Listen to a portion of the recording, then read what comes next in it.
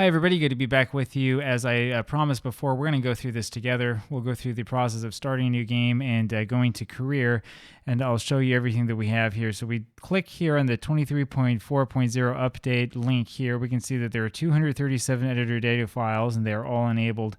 We can go through these slowly. I'll go through these actually quickly because I just checked them a second ago in a outtake that I will not bore you with.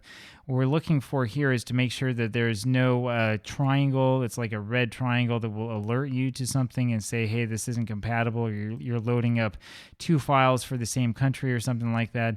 We don't have any of that, so we can click over there on Advanced Setup.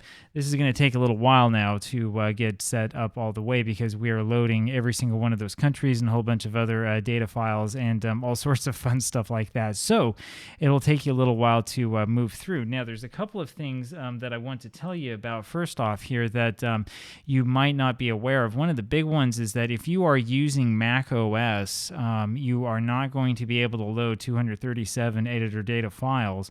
My understanding is that this is because of a limitation that is placed by the operating system.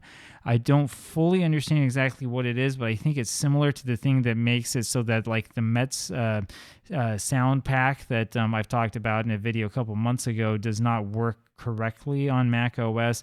There has something to do with sort of like the lower level way that files are structured or something like that that makes it so that this stuff is not 100% compatible. I bring that up because when I was messing around with this sort of thing, not last year, but the year before in FM21, I had to split up or I had to combine a bunch of these editor data files so that we were under whatever the limit is. I think it's like 170 or something that you can have in the same directory. Otherwise, Football Manager will not boot. Like you'll get into the game and it'll get to the point where you get right before the title screen and it will just hard exit you out of the game, which is not what you want to run into when you're trying to start like a real serious major project and all this stuff. So what you do to combat that, if you run into that, is go into the pregame editor and take like a couple of files and just combine them into a single editor data file. I did it at that time for every single continent so that it was a little bit more manageable and we could just stick it all together. And that basically is what you can do to avoid that sort of random limitation.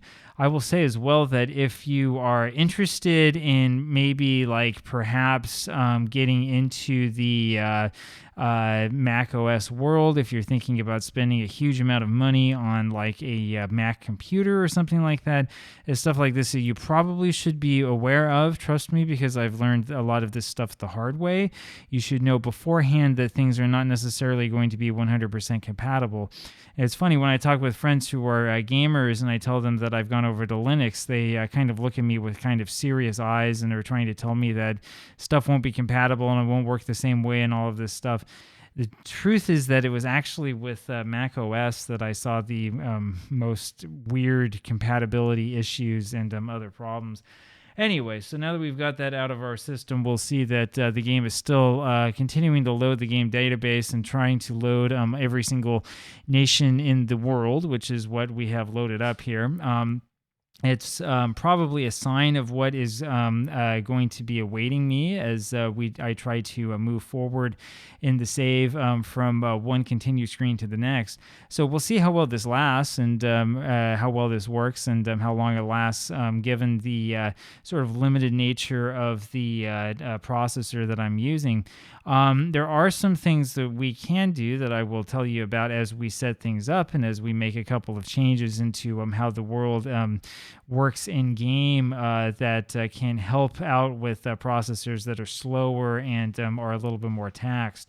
What I'm going to do here with some of these videos too, by the way, is I'm probably going to split stuff up so that we don't have like a whole ton of videos of me kind of riffing off while looking at the loading game database screen.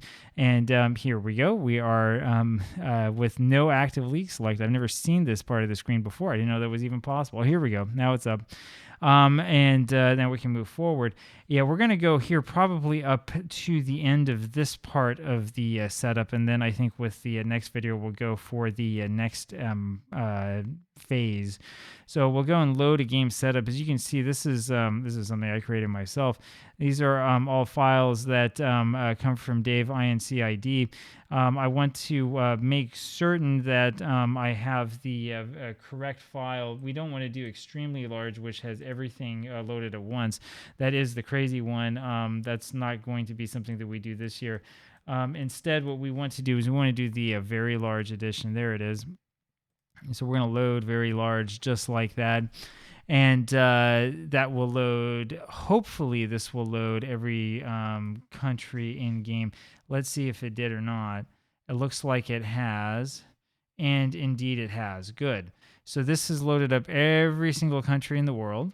And this is the same setup that Dave INCID uses for testing. You can also see here that there is add players to playable teams and disable first window transfer activity, which he recommends, which makes sense, especially disabling first window transfer activity, because like the truth is that in real life these players or the transfers have already taken place by this time. So that's it doesn't make that much sense for us to come in and start doing like our own transfers right from the start, like right away. It's not going to matter really that much one way or another, given the sort of leagues that we're going to be playing in here at the start anyway. And then here we want to go to custom setup. We want to load a custom setup, a DB setup, and we want to again load the very large extended DB setup. And we'll just click load there, and this should give us the optimal number of players for making this game work. He said there were 242,000 players is what he says here on his Patreon page, and there you go. That's exactly what we had. I think it's probably the same as what it defaulted into before anyway. And now our game start date is probably not going to be in England. There's probably a question of what we can do because we are going to start completely unemployed. Let's see what we can figure out. What I'm probably going to do is I'm probably going to find Fiji. I'm trying to think of, because we're going to start in Oceania, which country would be the best one to start with. So we'll start with Fiji and the start of the... yeah, boy, that's real interesting, isn't it? We'll do probably the early 2022 preseason, and we'll click on Start Game. And we'll do start game with more than recommended number of players in the database, and that will start setting up his game database. Now, I predict that this is going to take a little while to finish, and so I'm not going to try to riff completely off of this while you sit here and are bored to death. So we're going to end this video here, and I think with the next one, we're going to talk a little bit more about what to expect when you get to sort of past this part, and we'll have a little look into the process of finding the first job and things like that.